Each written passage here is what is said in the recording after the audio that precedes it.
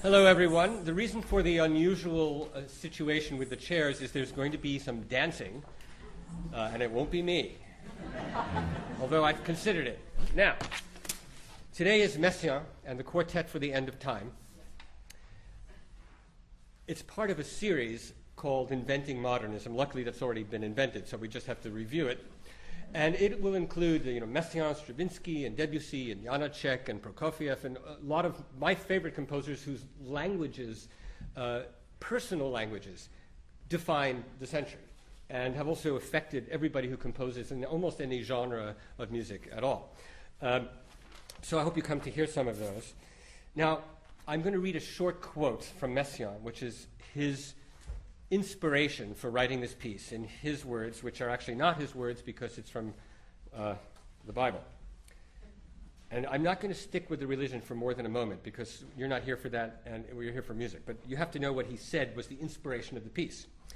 And I saw another mighty angel coming down from heaven, wrapped in a cloud with a rainbow on his head.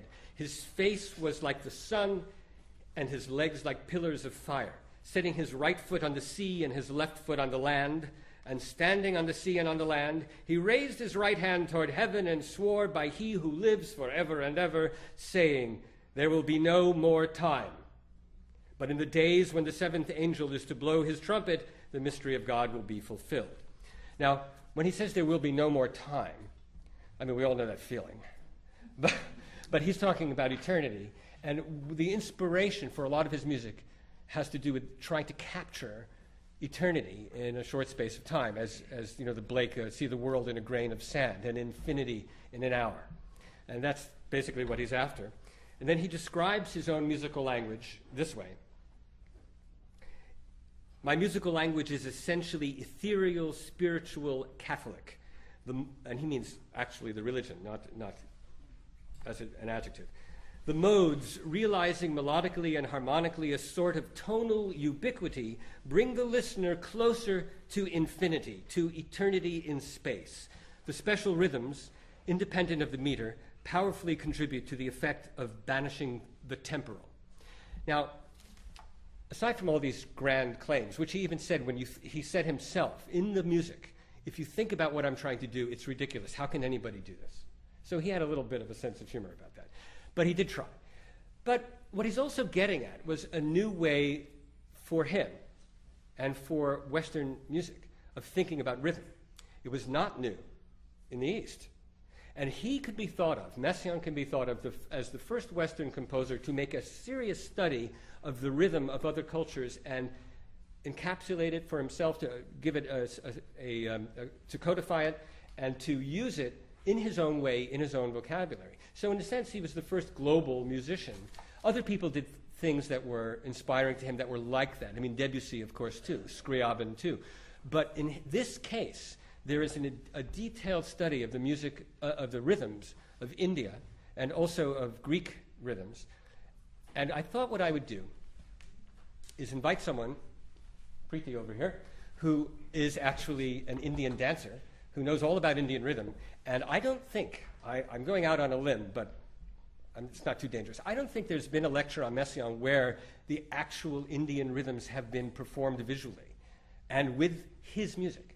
So I think this is going to be a first, except for those of us who saw it about 20 minutes ago.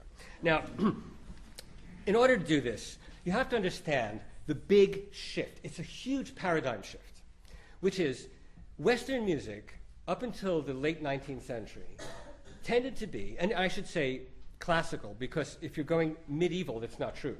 So forget the Middle Ages. We'll get back to that briefly. But from, let's say, the time of Bach until Debussy and Scriabin into eventually Messiaen, music tended to be in a meter, like 3/4, like a waltz or a march. It had a meter, and Western music was thought of as metered with time signatures, and the divisions were of large-scale meter rhythm would be divided into meters, which then would be subdivided. The opposite started to occur with Stravinsky, was a real innovator here, of thinking of small units, just 1, 2, 1, 2, 3, 1, 2, 3, 4, 1, 2, 3, 4, 5, 1, and just thinking of building a piece not from a meter, but from a tiny, smallest value and adding and subtracting those values. Stravinsky stumbled upon this in his own way, drawing from folk music of Russia, which didn't exactly do that, but it is true that Russian folk music, if you listen to some of the songs and you notate them properly, exactly, I mean, as they're written, you might have trouble with the meter because people didn't know about meter. Folk don't do that. You know, in other words, it's true. Bartok found the same thing. Ruth Crawford Seeger found the same thing when she listened to people singing in the field in America, that they don't know about key signatures and they don't know about time signatures, so they don't do it. So this was a big inspiration. But Messiaen didn't want to be an imitator of Stravinsky, although he got close. And he didn't want to be an imitator of Debussy. So taking what he could from them, he also stumbled upon, in the Paris Conservatory, an extensive encyclopedia of Indian rhythm. And we're going to get back to that in just a moment. And we'll spend quite some time with it. But before we do, I must take you quickly through the story that surrounds the piece, because everyone needs to know it, and you could look it up. So I won't spend too much. You probably have a device on you that you could Google it. So basically, Messiaen was drafted into the French army in 1939, along with lots of other Frenchmen. And he had terrible eyesight, so he was given the job of moving furniture first, and then he was transferred to be an orderly, a medical attendant, and he was stationed in Verdun, France. And it's interesting to me that he was stationed in Verdun, because that is where Ravel was stationed in World War I. And both of them had the same reaction to Verdun, which was its birds. Now with Messiaen, you can expect that if you know his music, he was obsessed with bird songs. But Ravel also, for some reason, thought of the sound of war as compared to the sound of birds in the morning, and he wrote about it. And he took a nightingale's call and put it in L'Enfant et les Sortilèges, his opera for children. And it sounds a little like Messiaen because it's the same bird. So we'll get back to those birds in a moment. Then the Germans, in 1940, the Germans suddenly came crashing into France, and he and some other musicians that he met had to run. Now, who were the musicians that he met? In Verdun, he met a clarinetist named Henri Acoca, and he also met Etienne Pasquier, who was a famous cellist at the time. Acoca had his clarinet with him because he was playing in a military orchestra, right there. But when the Germans came, they all ran, and Messiaen and Acoca and Etienne Pasquier ran together into the woods, being musician friends, and they got arrested there. They were transferred to an area outside of Nancy, and while they were there, Messiaen continued some sketches he was writing for clarinet, which he had started in Verdun, because Acoca had his clarinet. Even when he went running through the woods, he had his clarinet. This is a great thing. His story alone is amazing. He always had his clarinet.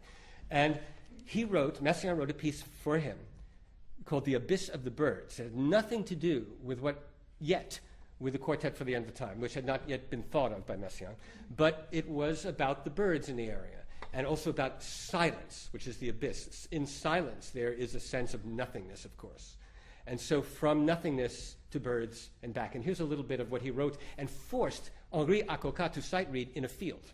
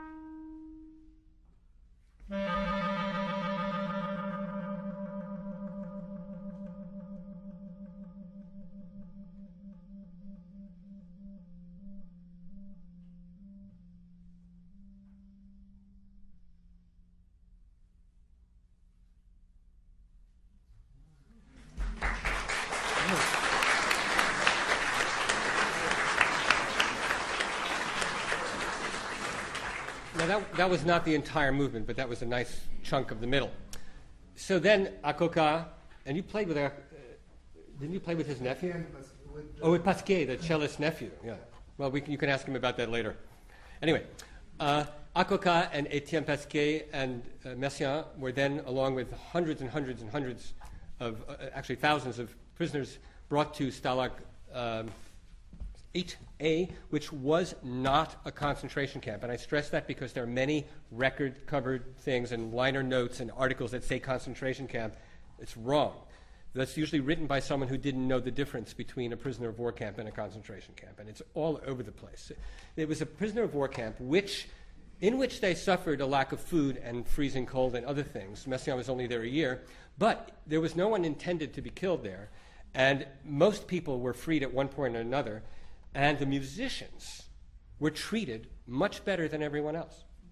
And Messiaen was recognized as a famous musician. He was 31 years old. He was quite well known. And the German guards gave him his own barracks, music paper, a pencil, and a guard so he could compose. Now, he was freezing and he was starving, and he suffered physically during that year. But he was protected, and they smuggled him extra food. And they smuggled the musicians extra food. And we know this partly because François Mitterrand was one of the prisoners who wrote about this too, that he hung out with the musicians so that he could get the food, even though he was a lawyer at the time. So not only that, once a week they had chamber music concerts and vaudeville and variety entertainment in this place. They had when Messiaen was there was a 6,000 book library, and they called it the Little University because the guards did not stop them from giving each other classes. So there were a lot of professors and a lot of experts in all sorts of things, and what they did to pass the time was organize classes, and they taught each other. They had English, French, and German lectures, and Messiaen gave several lectures there. While he was there, he with Akoka and Etienne Pasquier, they met Eugène Jean Boulaire, a French violinist. They decided, Messiaen had already started sketching some music with violin, and he finished a movement of this. They decided to write something together. Eventually, Messiaen decided they needed a piano, and the guards got Messiaen a terrible piano, but they got him a piano. They took the cellist, Pasquier, into the local town of Görlitz and let him pick out a cello and bought it for him. Now, Messiaen says that the cello had only 3 strings, but it's not true. I'm sorry, Messiaen got carried away. They got him a decent cello, and Pasquier himself wrote a lot about that. He said why Messiaen kept saying it had 3 strings was beyond him. He said the story's bad enough. And then the clarinetist, of course, had his clarinet, and the violinist at first had to borrow a violin. There were 5 or 6 violins circulating, but then the commandant got him a decent violin, and eventually they gave the premiere in front of German guards and officers and people in stretchers and people who had been quarantined, and about 300 to 500 people, no one knows. Messiaen said 5,000, again, wrong. Okay, now, to the rhythm. Messiaen himself wrote a beautiful book about his musical language. It's highly technical, though. It's, for any musician, it's a great book to read. If you don't read music and you're not steeped in some theory, it's not fun. So we're going to try to make it easy to understand a lot of this. He talks about his influence of Indian rhythm. You have some pages in front of you. It doesn't matter to me if you can read those pages. If you can, fine. If not, you won't suffer one bit. The first thing is an example Messiaen gives of a rhythm of Stravinsky, which goes 1, 2, 3, 4, 5, 1, 2, 3, 4, 1, 2, 1, 2, 3, 4, bop, bop, bop, bop, bop, bop, bop, bop. That's the thing on the top. It's from the Rite of Spring. Bop, bop, bop, bop, bop, bop, bop, bop. And what he says there is that A, the 5/16, and B, the 4/16, is then made into a slight adjustment where the A is shorter. Instead of 5, it's 2. So instead of 1, 2, 3, 4, 5, it's 1, 2.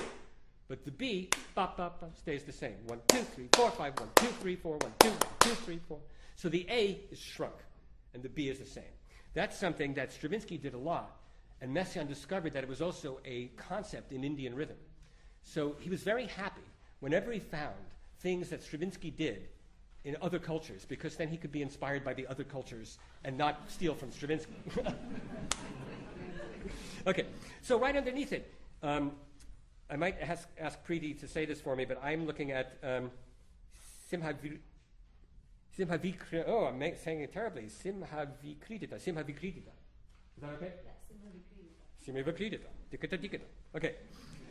What you see there are A's and B's, where the A gets bigger and bigger. The A augments and then smaller and smaller, but the B does not change. So A, I don't even have to perform this for you. See, the A is an eighth note. And if you don't read music, don't worry, because you're going to hear all this in a minute. The A is then, the letter A is a quarter note, then it has a dot, then the dot is removed, and then it's an eighth note again. So in fact, this is also a palindrome, because it gets bigger and bigger and gets smaller and smaller. Another concept in Indian music. So now let's get right into this. And I'm going to, this is our guest for this one lecture.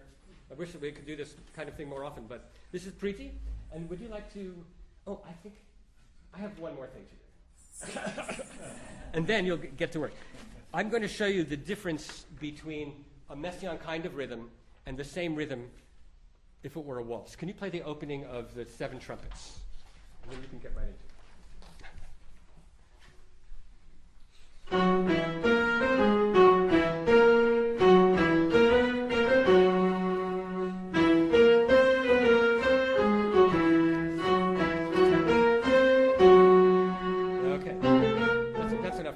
Now, if you're trying to do something in 2 or 4 or 3, it's not going to work. How would that sound, as a waltz rhythm? I'll play it for you. If you take out his rhythms, use the same notes, then it becomes regular. And I'll put in some harmonies that were typical French harmonies of that period.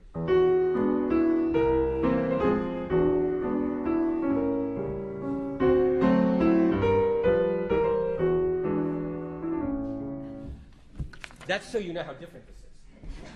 Okay, now could you play that again, and then Preeti's going to come up and we'll start to discuss what those rhythms are.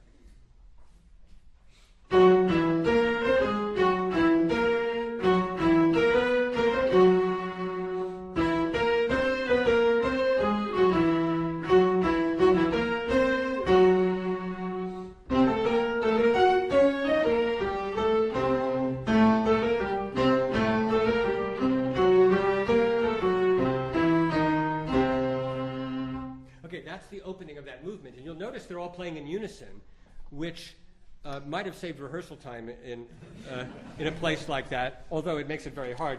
At the same time as it might have to do with Indian music rhythm, because he's trying to concentrate on just rhythm and pitch here. Excuse me. Preeti, let's see, what shall we do first? Yes. Should we just demonstrate that? Let's do the demonstration. So shall I, since they've heard it, shall I just do it and then we can do it together? Yes. Is that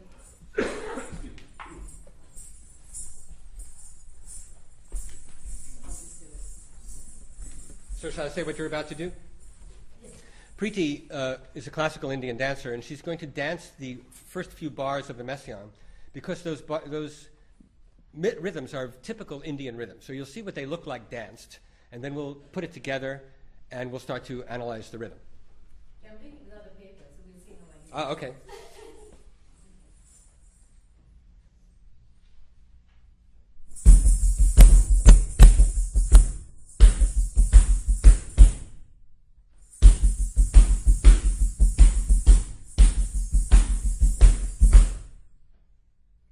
The last one was a little different. It was a tikata-tum.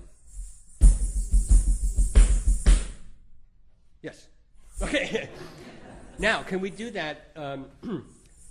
This is not normally danced to, but it so happens, I'll say a few things and then she'll correct me, that in Indian rhythm, just like Messiaen was trying to do, you build up in small units and subtract in small units. And you'll see there are palindromes, and there are other things that he was concerned with added rhythms and balanced and unbalanced. So the whole technique is Indian. And this music, in a moment, will seem like Indian music to you. Let's do it together.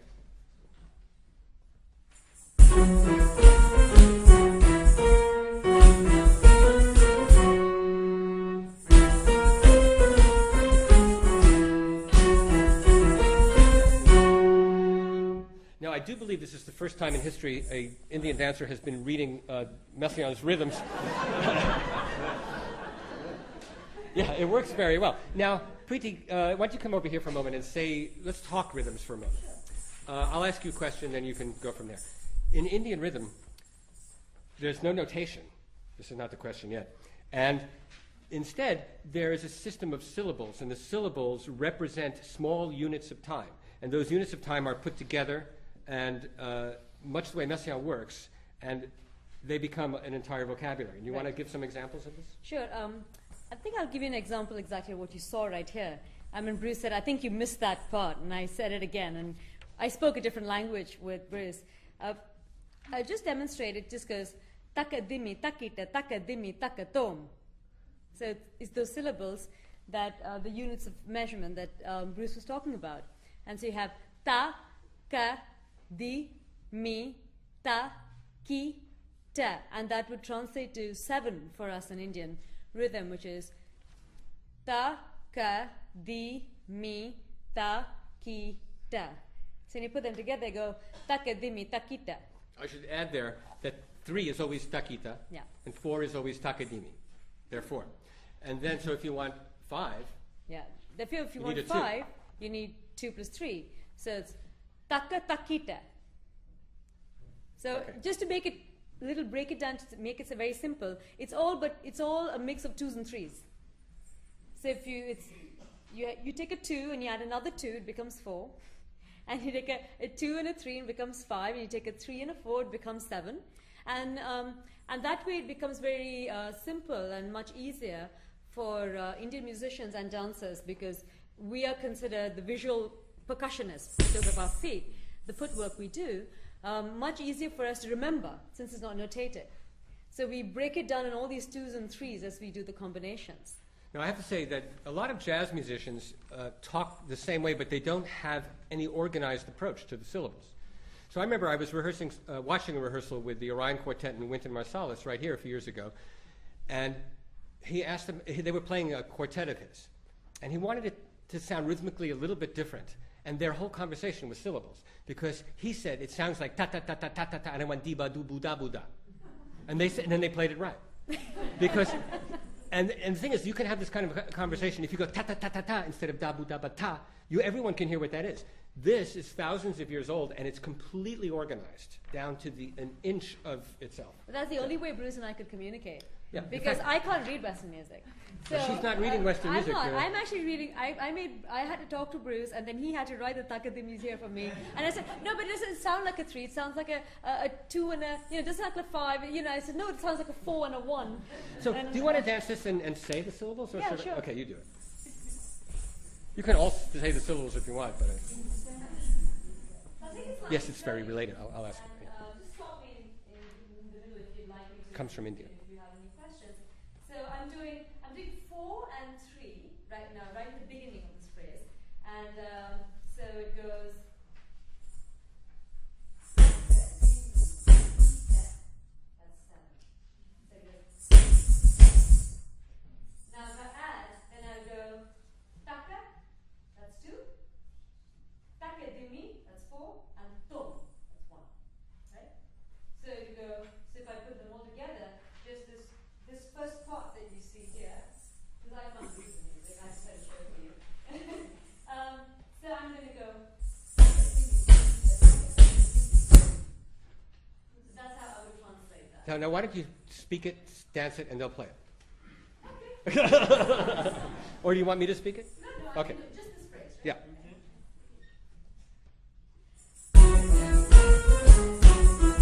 There, okay. Now, let's go on further. One of the things that Messiaen talked about that he was influenced by in the rhythms of India is the added value. That's his own expression, but it means that if you have equal rhythm and then you suddenly add an unexpected rhythm, a tiny pulse to throw things off balance, you get a certain sound. And on your pages, you have an example of that. Let's make sure somebody didn't take my first page. Do you have a first page? Okay. Yeah, you see the added values? On the first line, you have ta, ta, ta, ta, and underneath it, rhythm with added value, ta, ta, ta, ta, ta. You see that extra thing? So it's this ta, ta, ta, ta becomes ta, ta, ta, ta, ta. And it makes you fall off balance. the second one, ta ta ta ta, becomes ta ta ta ta ta ta ta ta, and the next one goes ta ta ta ta ta ta ta, with the added value that's just that dot. You see the little dot? Ta ta ta ta ta ta ta ta ta ta ta ta ta. Messiaen uses this kind of thing all the time. Now, the beginning of this movement, Messiaen's, I'm going to play loudly where the added note values are.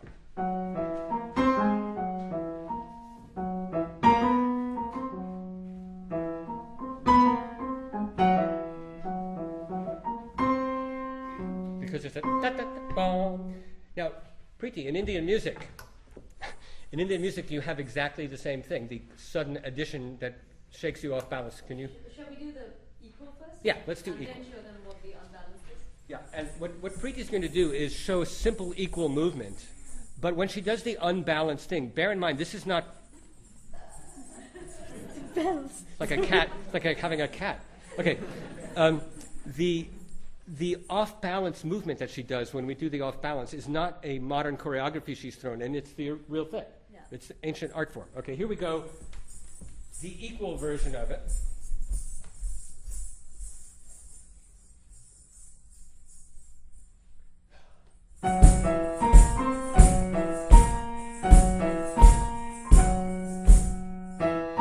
Okay, and now I'll play some of it with the original balance. Unequal. Now,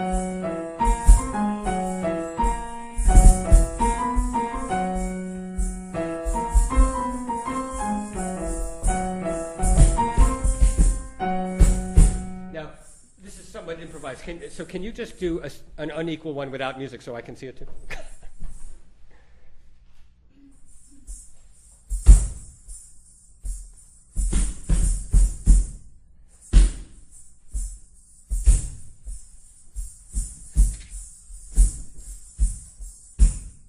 Yes, now you see in Western music you don't get that kind of dance until the 20th century, rhythmically speaking, which is why when Stravinsky wrote The Rite of Spring, the dancers couldn't count it because they were used to counting in 4 and 3 in a lot of Tchaikovsky, which is hard to dance, but it's not hard to count. The Rite of Spring, they couldn't count. And they did learn to count it eventually, and they still use today, they don't use takadimi or any of that, they use 1, 2, 3, 4, which actually is fine, but it doesn't have any flavor. Okay. Also, it doesn't help you to see patterns, to just use numbers, actually. So now, let's get to the palindrome concept. The palindrome concept, everyone knows, you can just walk all over the place. The idea that you have a palindrome in words, we all know what it is, this complete mirror image. Messiaen calls them non-retrogradable rhythms, which actually is not a very friendly sounding term. It means that you can't do the rhythm backwards because it's the same, therefore it's the same as forwards. I don't like it. He could have called it symmetrical or mirrored rhythm. That would have been simpler. Palindrome, he could have called it too. Non-retrogradable meant something to him, though, because he liked the non part. And I don't mean any joke about the bread from India. I mean, he liked... These bad things are always spontaneous. I would never work on something like that. Okay. Oh, I just thought of a really bad one. Okay, so later. So basically, the palindrome concept of not being able to go backwards also fits with the modes, which I'll tell you about in a moment, modes that cannot be transposed more than a few times. Because Messiaen called this the charm of impossibility, that you had limits. And he said it's only by working within very strong limits that you can begin to understand eternity. That's an easy concept to grasp if you get it, or when you get it. No, but in other words, the only way to bump up against eternity is to bump. You've got to have something in your way. It's the same old Zen thing about tennis with a net and boundaries. Playing tennis without a net, you have no sense of anything. So the boundaries are what define your ability to comprehend or achieve anything at all. So he liked all the boundaries. Now, palindromes. You talk, I point. Okay.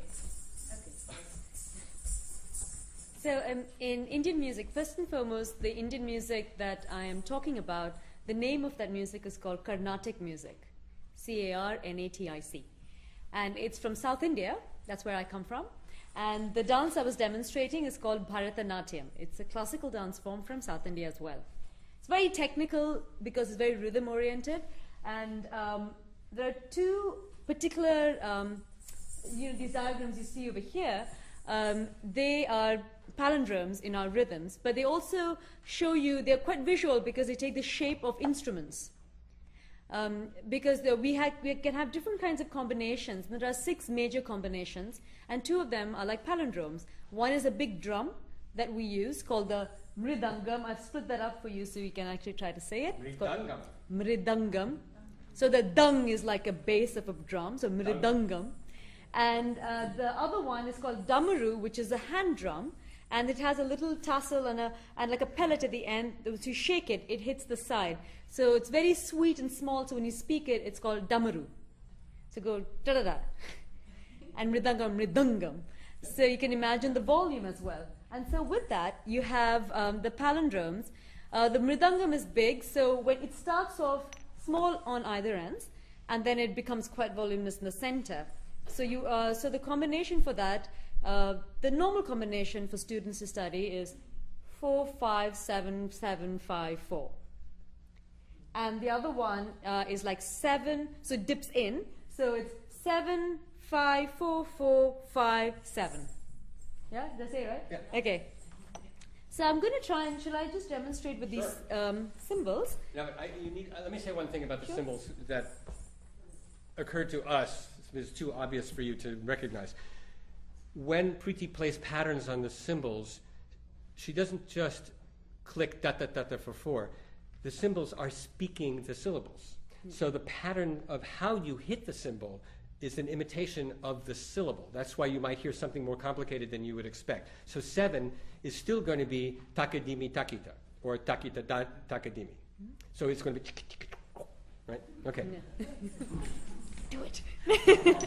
So I'm going to try to get the mridangam for you. That's 4, 5, 7, 7, 5, 4. So this is how it will sound. These are small hand cymbals we use for dancing. The conductor of the orchestra will conduct this while the dancer dances. So this goes, for 4 you go taka dimi. Then for 5 you go taka takita. Then for 7 you go takita taka dimi. Now I'm in a palindrome, so I've got to go 7. So I'm going to go taka dimi takita. 5 taka takita. 4 taka dimi. So that follows that pattern. So it's going to sound like this. It's going to be taka dimi taka takita takita taka dimi taka dimi takita taka takita taka dimi. So that's one palindrome. Yeah, now, I think one palindrome is good. Yeah, and now, can we go to the palindrome? There are palindromes all over this piece. But let's go to a spot where I won't say they're easy to hear, because even when you were listening to that and you knew it was a palindrome, you don't listen in 2 directions. You listen in 1 direction. So hearing a palindrome is not easy. But the point of the palindrome in music is not necessarily for you to hear it. What? Because a lot of things in music are not for you.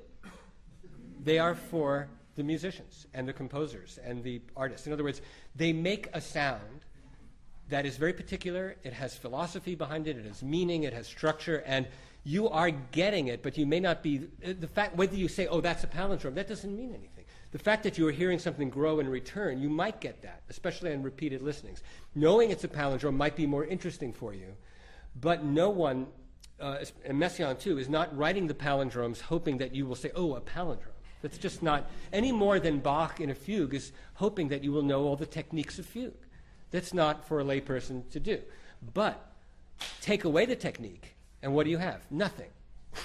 You have to have an approach and a language and a grammar to get that. Just like when you read a book, you are reading the content and the emotional qualities and the characters, and you are not thinking about grammar and saying, oh, what a good adjective. Well, you might say that. You might say, what a good adjective. And you might say, what a brilliant sentence structure. Let's put it this way. You might listen to a political speech. You're not likely to say that. Although you have a chance now. Okay, now, let's hear some of the palindromes from the Messiaen.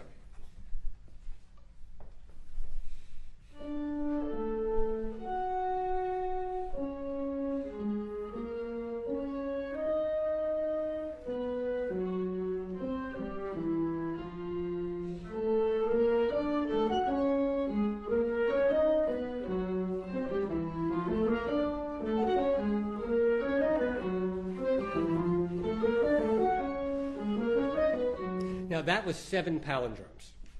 Let's take one and see, just like Preeti did, let's hear one. Let's take that, the 4th bar. Play it once.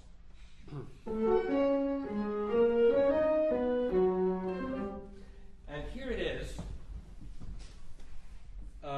Again, you don't have to read music, but you have taka. See, I can't help this. Yeah. You have taka and taka, and then you have takita taka, taka, tom. Or this could be takita, but this is by itself. That's why I circled it. Taka, takita, and then taka. So it goes taka, taka, taka, taka, tam, taka, taka, taka, taka. Okay, let's see if you can hear that. And as I said, it doesn't really matter if you can, but it's interesting. Go ahead. Okay? Fun, huh? Now, I mean, an aspect, technique for a composer needs to be intriguing and fun, or you stop writing. So, for most composers. Can you do our big palindrome with movement? The dance? Yes. Okay. I told you I wasn't actually going to dance. I might, though.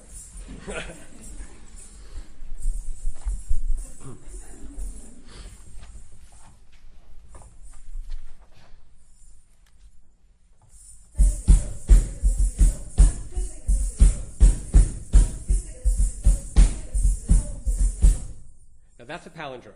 So why don't you break it down into units? Now, one of the musicians, we had a little session together, and they asked all the best questions, of course. One of them was pointing out that, unlike the Messiaen music, each little rhythm is not backwards, but the units are backwards. So A becomes B, becomes C, and then C becomes B, becomes A. But within that, they stay in the same order.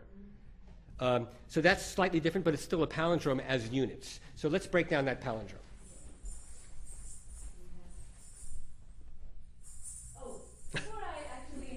That was, wait a minute, that's what I do. You're not supposed to go, oh excuse me. But that's how my entire approach to lecturing. Okay, go. So now you've been listening to rhythms, but there's another rhythm that happens with the upper body, which I'd like you to pay attention to the arms and what happens to the shoulders. And you'll find a palindrome there as well.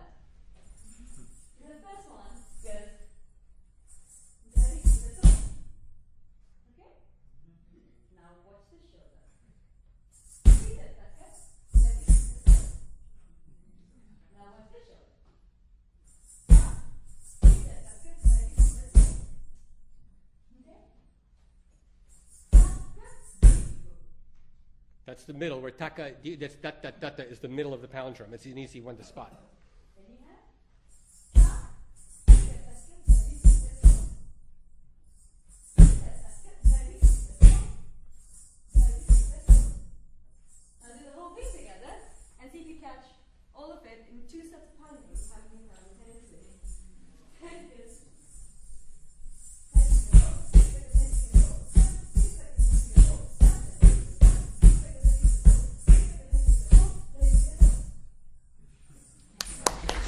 All right.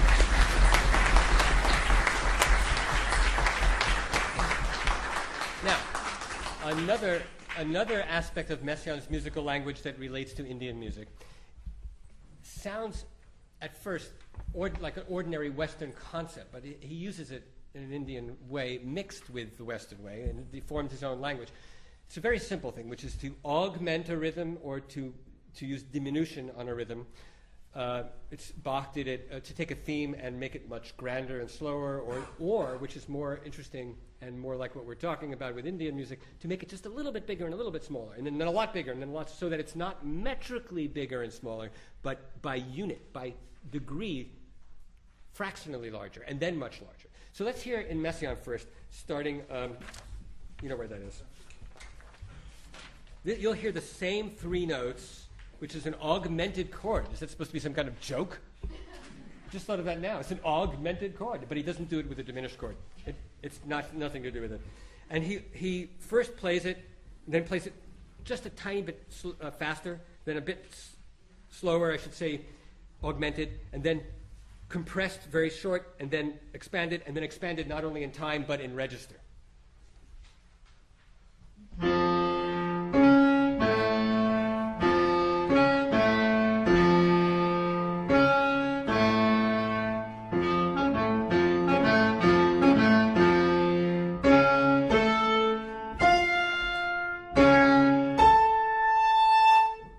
we play that again, by the way, you don't need to look at your sheets right now. There's nothing there about this.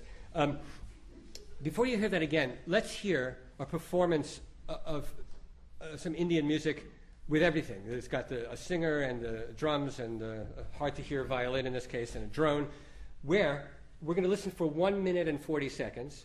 At about 1:30 or so, you're going to hear something extremely similar to this in terms of rhythm, not pitch and mood, but rhythm, extremely similar, and other patterns along the way that might make you think of Messiaen.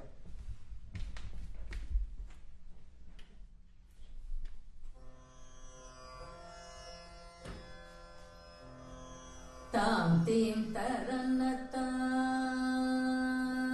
dinatagina tam tim taranatam, dinatagina tam tim taranatam, dinatagina tam tim taranatam.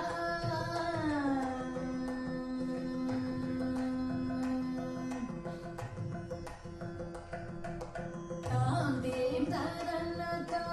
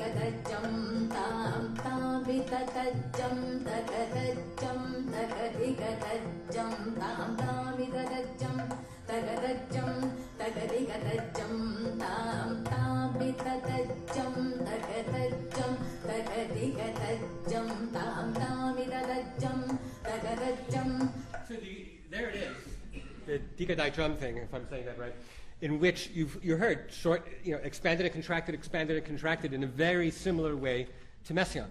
Now, Preeti is going to say something to us about the underlying pattern because, in fact, that whole thing is in a pattern of 8, but above it are polyrhythms. Polyrhythms didn't really make their way into Western music until the 20th century, except for a few basic ones, like the hemiola, where you go, we might go da da di da da da dum dum dum dum. And you find it in Baroque music and in certain Spanish music, but polyrhythms of this nature were a 20th century phenomenon. This piece was written at the time of Vivaldi. It's kind of a strange thought. So here, tell us a little bit about that. So just in a very simple format, what you heard right now is a piece for 5 or 8 minutes or something. So the entire rhythmic structure of the piece goes in cycles of 8. And if I may just ask you to just try with me, you just take your hands and then take your own hands. Take your own hands. Yeah, that's true. And then take one hand and just place it on as a clap. So that's counting as 1. Now take your little finger and just lift your hand and go 2. Press it down on that hand, yeah? So the little finger, yeah, little finger. And then take the ring finger, that's 3. Then the middle finger is 4. So you go to 1, 2, 3, 4 so far. Now you're going to slap it down again, that's 5. Open it completely like a circle, that's 6. And then you're going to close it again, 7. And then open it again as another circle, 8. So you've got 4 claps and then what I would call 2 circles. As a clap and a turn is a circle. And that's what Bruce is writing over there. 1, it's like 2, 3, 4, 5, 6, 7, 8. Yeah? So if we try it together, we go 1, 2, 3, 4, 5, 6, 7, 8. We'll do it again. 1, 2, 3, 4, 5, 6, 7, 8. And Yeah. that is the kind of easiest as one of the first rhythms we all learn, how to do 8. And so this entire piece is structured around 8 cycles of 8. I'm going to butt in for 1 second. Sure. So now this is going to seem easy to do because you just go 1, 2, 3, 4, 5, 6, 7, 8. You have to keep doing that while you listen to this.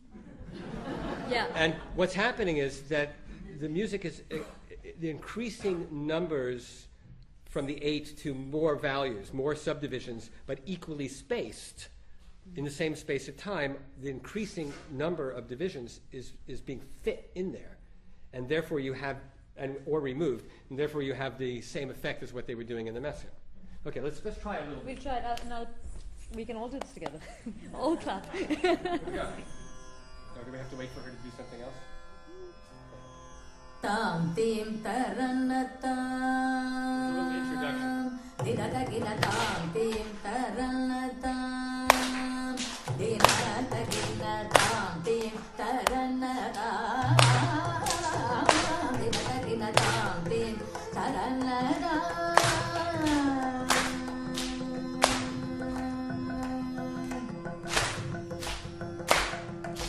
Tam tim taranata.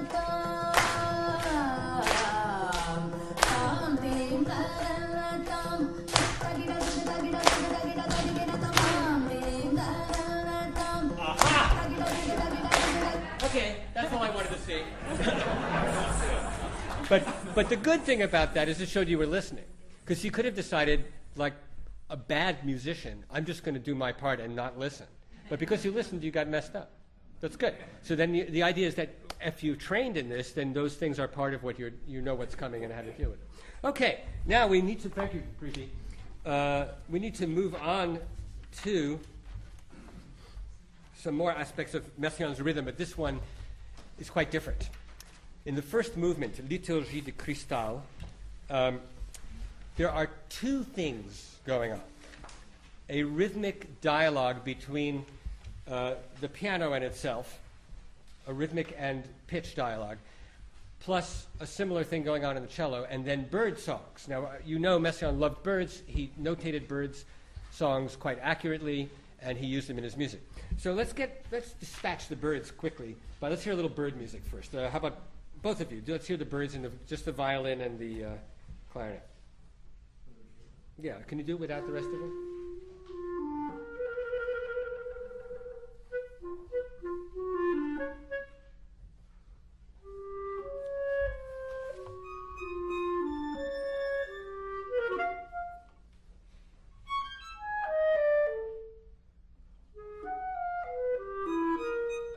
Okay, those are the birds. Now you can start to ignore the birds later because they're just flying around. We need to concentrate on this other stuff.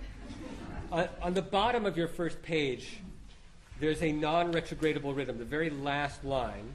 And here, maybe I'll do this.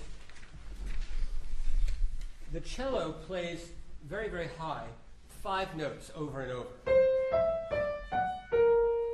But the rhythm of those 5 notes is a 15 value or 15 articulations long. And so what happens is the 5 notes have to be played 3 times to fit into the 15 values. And if you look, the 15 values are on the left where it says A and B, divided into 2 palindromes. A goes ba, ba, ba, ba, ba. That's the first palindrome. It's actually much slower than that. And then the second one, ba, ba, ba, ba, ba, ba, ba, ba, ba, ba, ba, ba. Those are the 2 palindromes. So can we hear in the cello some of this? And again, do you hear it? You are hearing it, but do you need to recognize it? It's like a lot of things in music. It gets to you. And if we were discussing in film technique how certain splices were done and what they make you think, you can now be aware of how certain editing is done, but unless you are actually a film editor, you don't need to jump out of your seat and recognize the process. But it's fascinating. So here is some of that.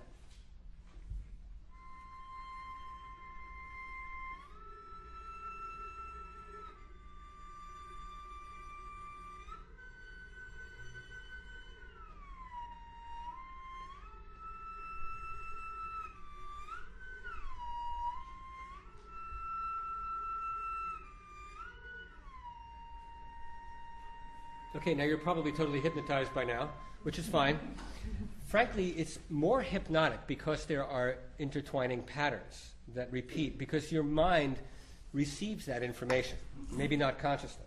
So it has a dizzying aspect. Now, the piano is doing its own dizzying, similar aspect, which is the piano has, 29 chords overlapping with a rhythm of 17 pulses. You find that too much? Yeah, well, and it keeps happening over and over. These, by the way, generally speaking, I forgot to mention that Messiaen loves prime numbers. He also likes huge numbers. But these are both huge for music, I should say, not huge for math. He actually found some of this in Indian rhythm and some of it from Greek rhythm, where the prime numbers are an extremely important aspect of Greek music. So let's hear just the 29 chords equal value.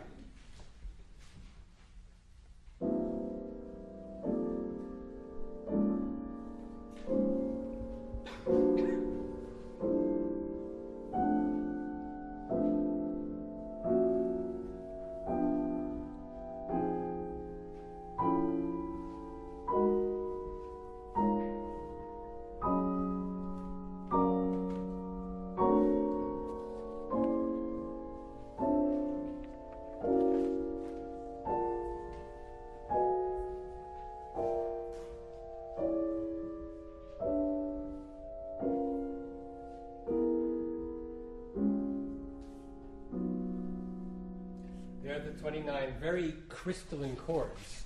They're quite beautiful and strange, and I'll talk about them later as where these harmonies come from. Now let's hear just the rhythm. Can we do that just playing one note, maybe? Okay.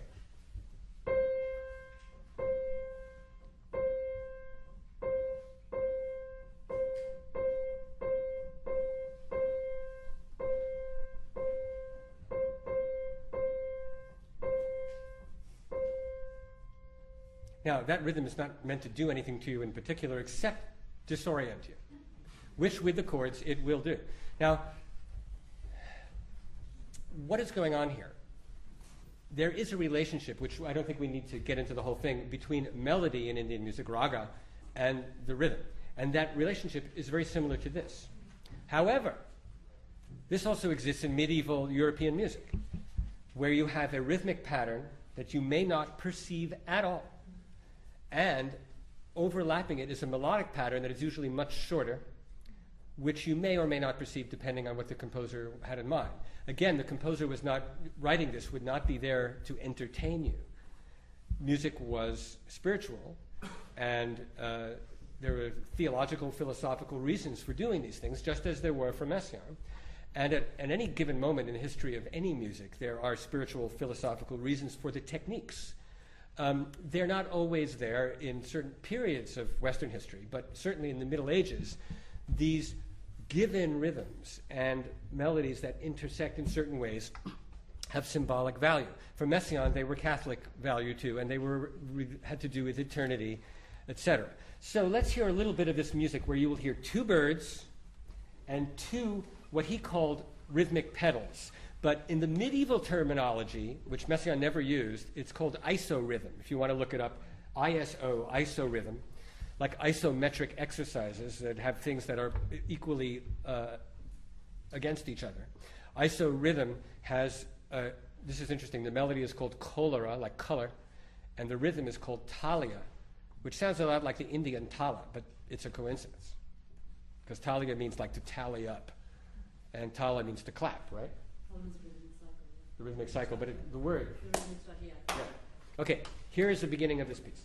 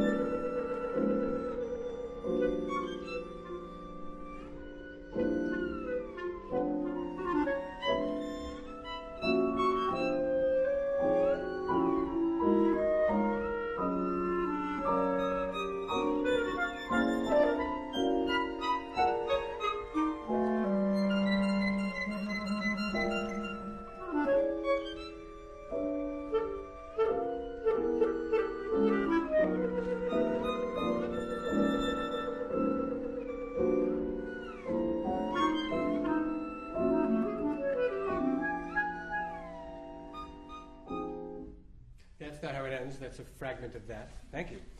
And now, in the time we have, I'm going to try to get into the melody and harmonic aspects of this, which one reason for spending so much time on the rhythm, several reasons. One, Messiaen said that he himself was a rhythmicist and that it was rhythm that gives birth to melody and harmony. And in fact, his investigations of rhythm are actually they're more unique, if I can say it that way, than what any other composer was doing at that time in Western music, because Schoenberg, for example, was always concerned with harmony and melodic line and melodic structure and intervallic structure, but his rhythms were the rhythms of German music as they had always been.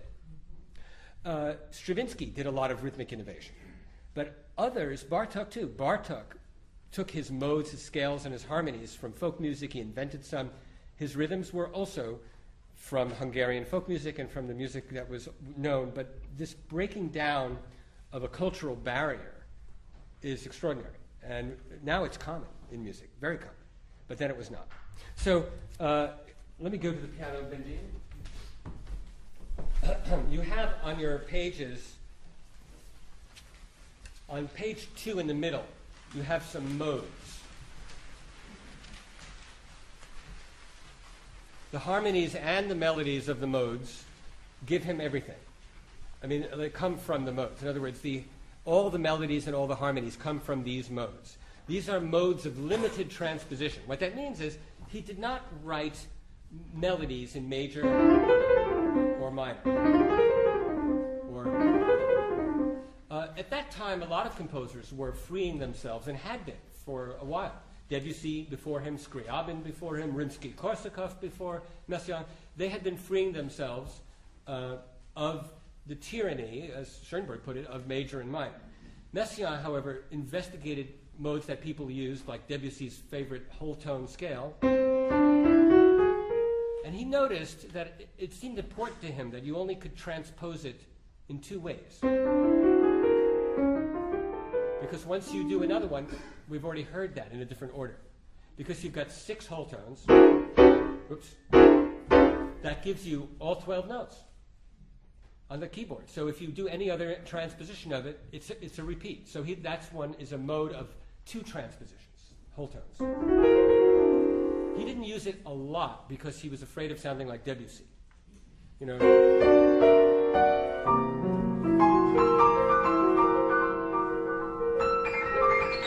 That's not Debussy, that's just whole tones. Okay, now, another mode that he loved was the octatonic mode, which he learned, I guess he gleaned it partly from Stravinsky, who used it a lot. This one is mode 2. Why? Because you can transpose it 3 times. Here are the transpositions. After that, you're repeating yourself. It's also called the symmetrical mode because it's whole step, half step, whole step, half step, whole step, half step. This is a great mode. I'm going to say it again. This is a great mode. This mode is great because, unlike the whole tone mode, which is beautiful, this mode has built in, perhaps by accident, who knows, built into it a whole series of chord progressions that are beautiful, but they are not at all like major and minor progressions, but they use the same harmonies. So, for example, using this mode, you will get chords progressions like this.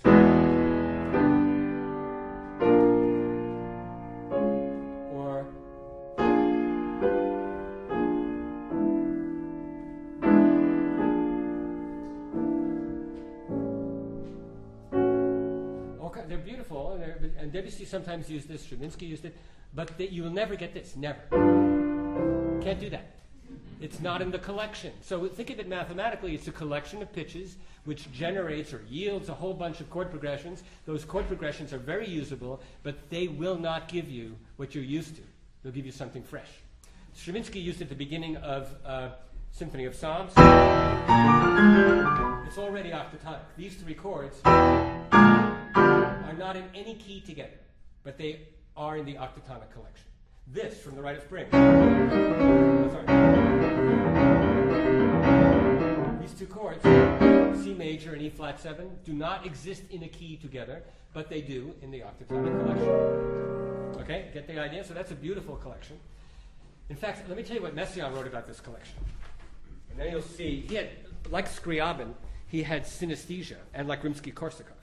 And this is his description of that mode.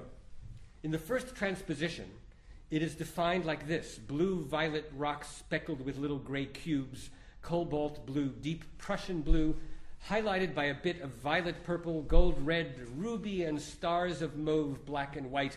Blue-violet is predominant! Exclamation point.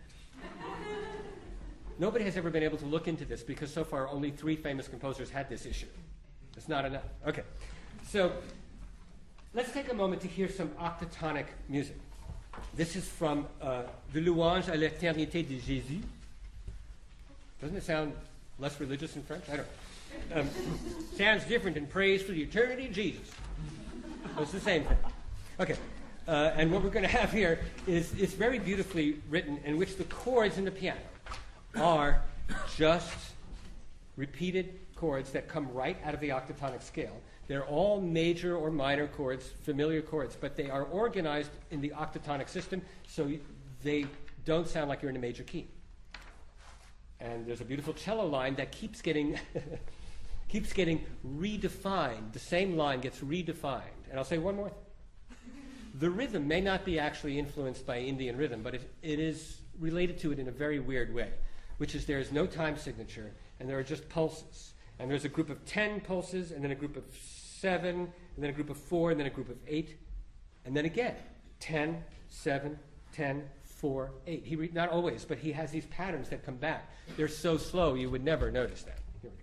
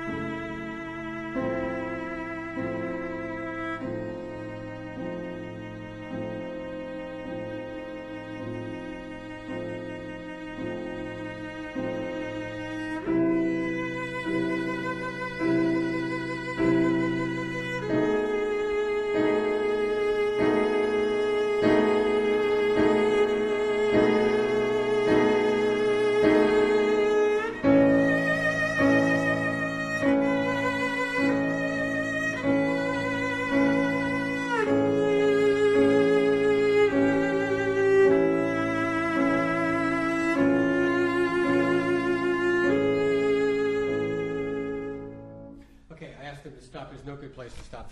The music you're hearing, even though it is a very famous movement that is often extracted and played on cello concerts, from this piece, actually was not written in the prisoner of war camp. He wrote it in 1937 for a celebration called Fête des Belles Eaux, a celebration of beautiful water. And it was not written for cello and piano. It was written for 6 ondes marteneau, which is an electronic instrument that was new at the time and is a very bizarre instrument, and it was played by 6 women in white gowns with fountains going. And then, of course, when he was in the prisoner of war camp, it became a meditation on Jesus. So you have to know, you got to wonder. I mean, there are people defending that, saying it's sort of the same thing. And I think it warrants discussion, that's all. Yeah. I'm not going to come to a conclusion, but if you deny that it is an interesting aspect. Okay, moving on.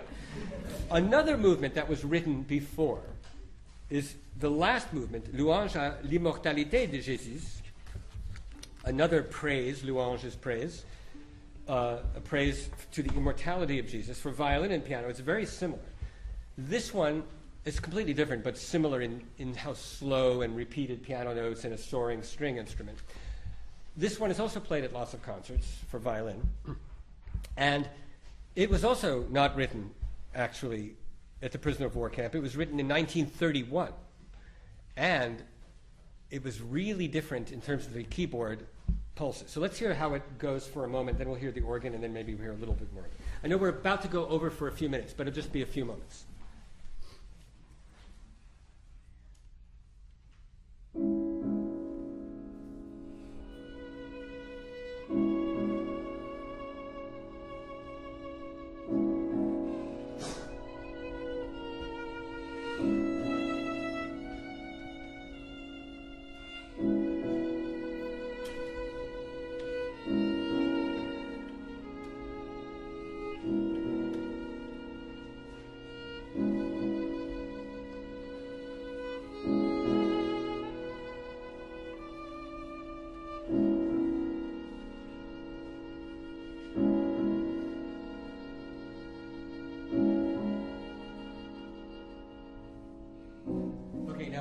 Stop you there. But I'm going to play, and you can listen and you can leave after a few moments of this if you want. But first I want to say there are many things on your sheets that I didn't discuss. If you know me, the lecture is actually 9 hours long. And so I decided at some point that instead of doing 9 hours and trying to fit into the time we have, to give you more material. If you're a musician, you want to look this up, I can tell you right now, you can go on the internet, and if you are a musician and read these things, you can find demonstrations that you can on YouTube. Messiaen is talking about it. It's not as good a lecturer, but he's but there's also a website, there's so much material. So I gave you a lot of stuff that you would not be able to find that could help you if you're the kind of musician to pursue this. Otherwise, don't worry about it. And we decided to emphasize the rhythm, because this relationship you will not find anywhere. Well, I was very pleased about that. And now, this piece that you just heard a little bit of, in its original version for organ, in a different key, much slower, played by Olivier Messiaen in 1931.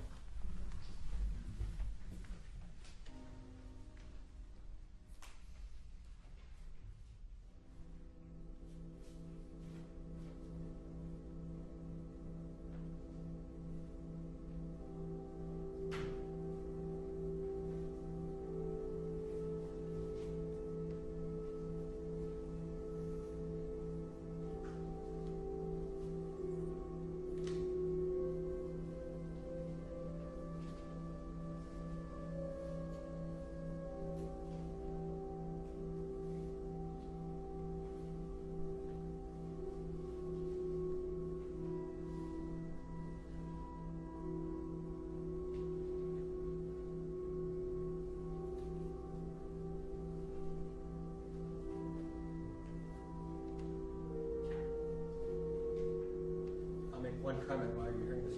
Notice the piano played rhythms, and in the organ it's just sustained. You can't do that on a piano. So that was his solution.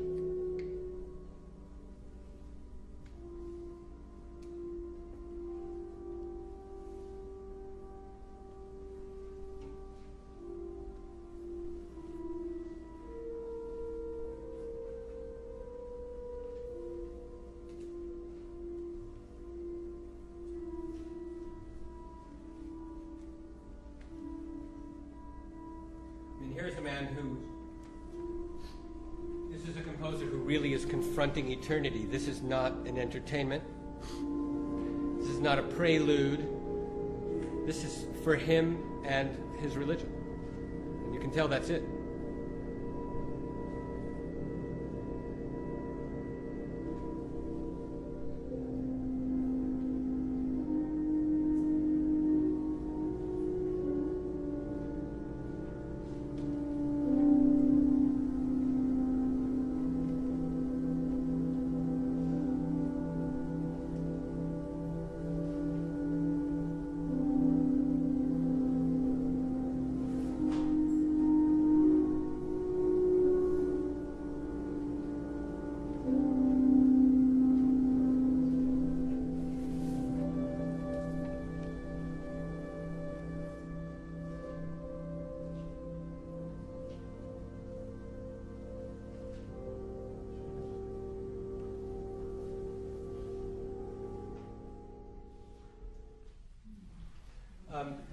It's a far cry from the fast, exciting music, but it's all the same composer, and it all relates, actually.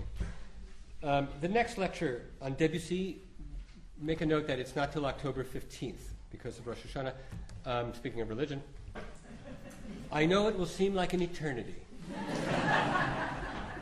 And I look forward to seeing you then. And please, let's thank our musicians and